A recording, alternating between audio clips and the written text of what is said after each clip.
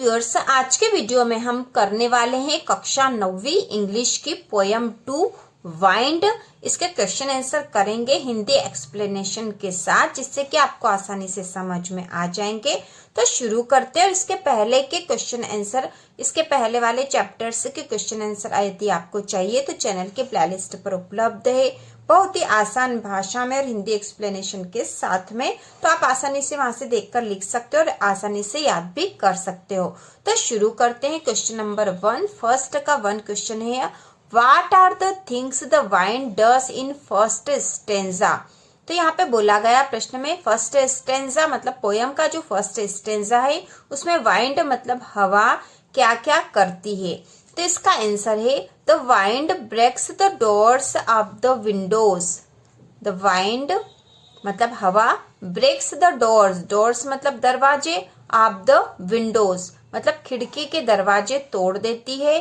Scatters the papers, papers मतलब कागज फैला देती है, क्योंकि हवा आती तो कागज फैल जाते उड़ते हैं। Throw down the books on the shelf, shelf में यानी अलमारी में रखी जो किताबें हैं वह वो गिरा देती है। तो हवा ये काम करती है। The wind breaks the doors of the windows, scatters the papers, throw down the books on the shelf. इसके बाद अगला question number 2, have you seen anybody winnow grain at home or in a paddy field.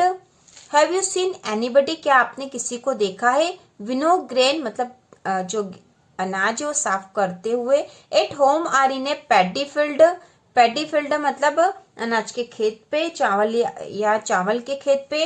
What is the word in your language for winnowing, winnowing के लिए आपकी भाषा में क्या शब्द है। What do people use for winnowing, लोग winnowing के लिए क्या यूज करते हैं। Give the word in your language if you know the them. तो इस क्वेश्चन के साथ में एक पिक्चर भी दे रखा है आपके बुक में, तो आप वो देख के इसको समझ सकते हो। तो इसका आंसर है yes I have seen a woman winnowing grain in a paddy field. हाँ, मैंने एक वुमन मतलब एक औरत को विनोविंग ग्रेन को, अनाज को विनोविंग करते हुए देखा है पैडी फील्ड में। इट इज कॉल्ड उफनना, इसको कहते हैं उफन्ना। ठीक है, जो चित्र दे रखा है उसके अनुसार वो है उफन्ना। आपकी भाषा में जो कहते हैं आपको वो लिखना है यहाँ पे। People winnow grain to remove straws and dust, लोग विनो करते हैं, स्ट्रॉ मतलब जो लकड़ी के छोटे टुकड़े होते हैं उनको अलग करने के लिए और धूल अलग करने के लिए।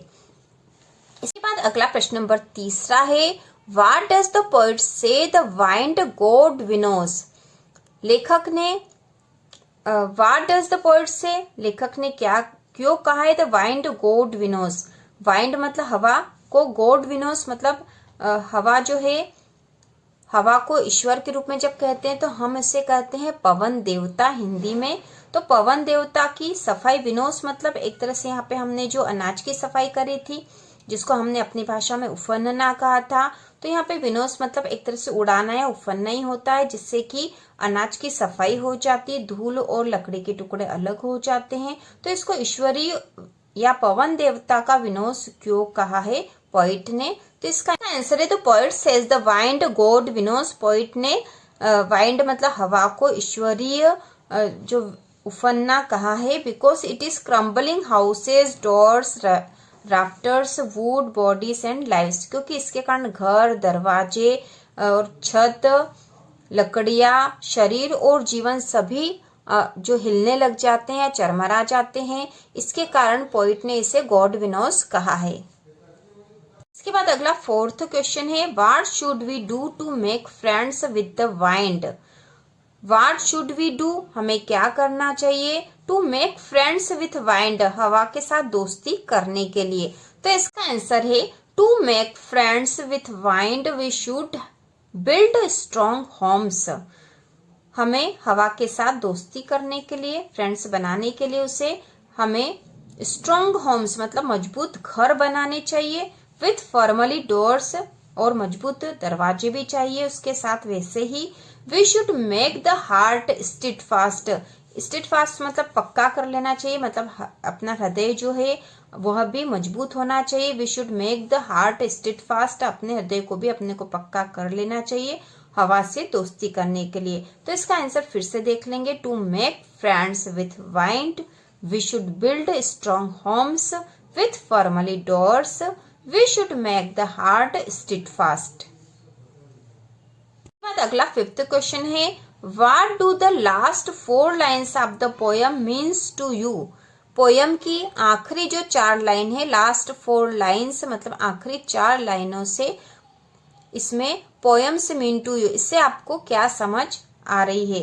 What do the last 4 lines of the poem mean to you, आपके लिए उसका क्या अर्थ है।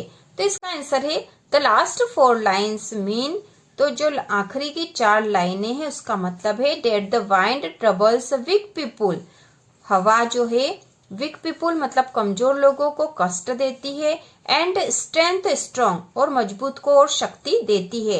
That means when we become strong, इसका मतलब है कि जब हम स्ट्रॉन्ग हो जाएंगे the wind will become our friend, तो हवा हमारी दोस्त या पवन देवता हमारे दोस्त बन जाएंगे। तो इसको फिर से देख लेंगे। The last 4 lines mean that the wind troubles weak people and strength strong, that means when we become strong the wind will become our friend। बाद अगला 6th क्वेश्चन है, how does the poet speak to the wind and anger or with humor। तो poet जो कवि है वह हवा से किस प्रकार से बात कर रहे हैं, गुस्से से या शांति से। You must also have seen or heard of the wind, आपने भी हवा को देखा या सुना होगा। क्रम्बलिंग लाइव्स, चरमराते हुए हर चीज को वह चरमरा देती, हिला देती है। What is your response to this, आपका इसके प्रति क्या रिस्पॉन्स है, आपकी क्या प्रतिक्रिया है इसके प्रति। Is it like the poets, क्या यह कवि के अनुसार ही है।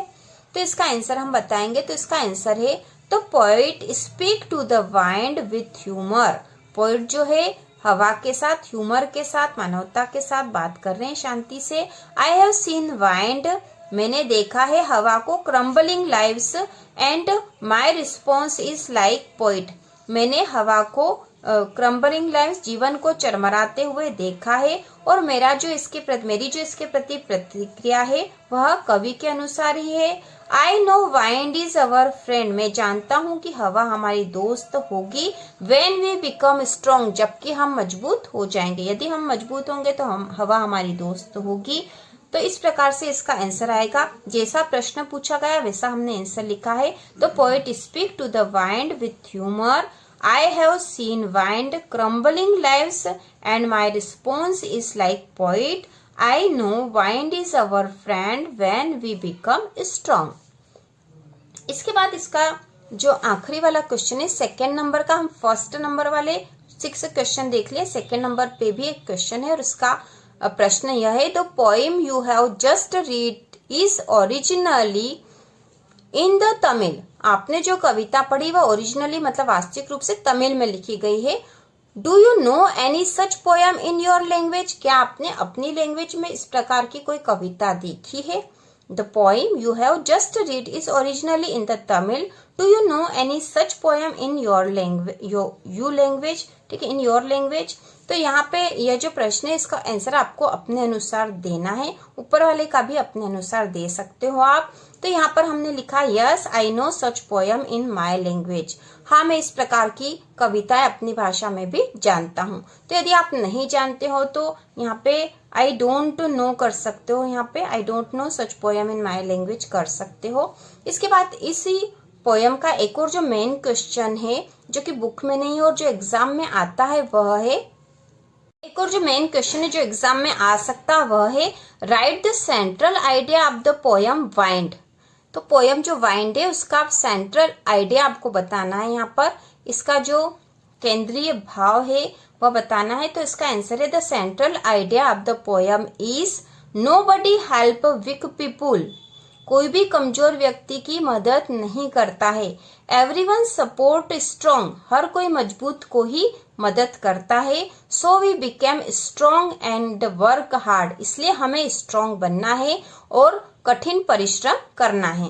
तो इस प्रकार से ये इसका सेंट्रल आइडिया है कि जो कमजोर है उसकी कोई भी मदद नहीं करता, हर कोई शक्तिशाली की ही मदद करता है, इसलिए हमें हार्ड वर्क करना है, कठिन कार्य परिश्रम करके हमें भी मजबूत बनना है। तो इस प्रकार ये सेंट्रल आइडिया था और ये इस पोयम के सारे क्वेश्चन आंसर हो गए हैं। बहुत ही आसान है और इससे आप आसानी से याद भी कर सकते हो। तो इसी प्रकार के और वीडियो देखने के लिए कक्षा 9वीं की संपूर्ण तैयारी के लिए चैनल को सब्सक्राइब कीजिए।